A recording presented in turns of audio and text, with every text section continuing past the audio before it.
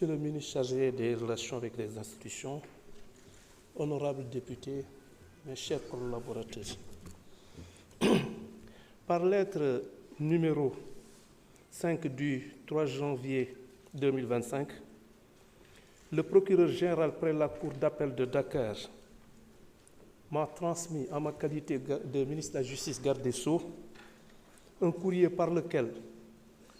le procureur de la République financier sollicitait la levée de l'immunité parlementaire du député Mamadou Ngom Di Farba. Ce magistrat, en l'occurrence le procureur financier, expliquait avoir été saisi le 20 décembre 2024 des rapports numéro 41 et 51 de la cellule nationale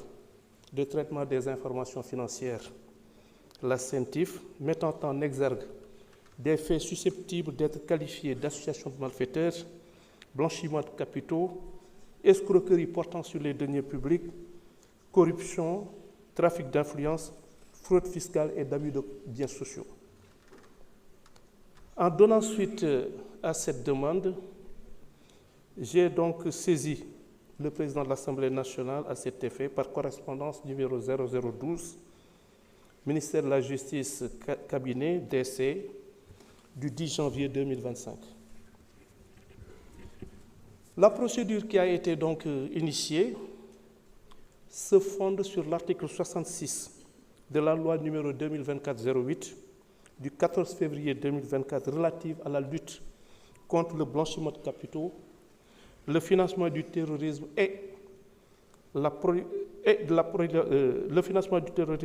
prolifération des armes de destruction massive,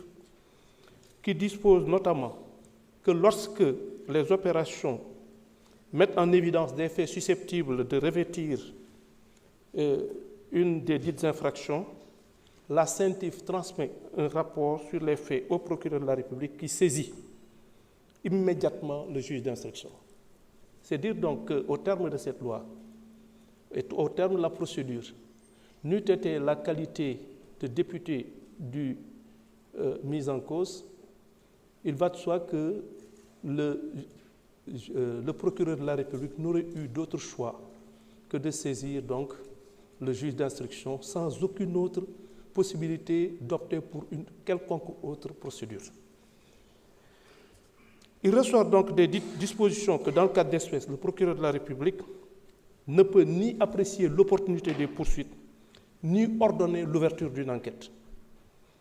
S'agissant de la levée de l'immunité parlementaire d'un député, elle est régie par des dispositions, comme l'a rappelé tout à l'heure M. le rapporteur, des articles 61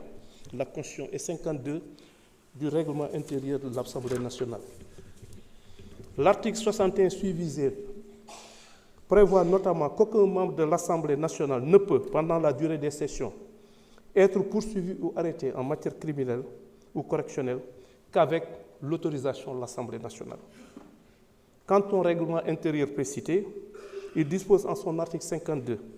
qu'il est constitué pour chaque demande de levée de l'immunité parlementaire d'un député ou pour chaque demande de suspension de poursuite déjà engagée, une commission ad hoc de 11 membres nommée selon la procédure prévue à l'article 34. La commission donc doit entendre le député intéressé, lequel peut choisir comme défenseur un de ses collègues. En conclusion, je vous réitère ma demande tendant à ordonner la levée de l'immunité parlementaire de l'honorable député Farba Ngom pour permettre à la justice de faire toute la lumière sur les faits incriminés. Je vous remercie de votre aimable attention. Merci beaucoup, Monsieur le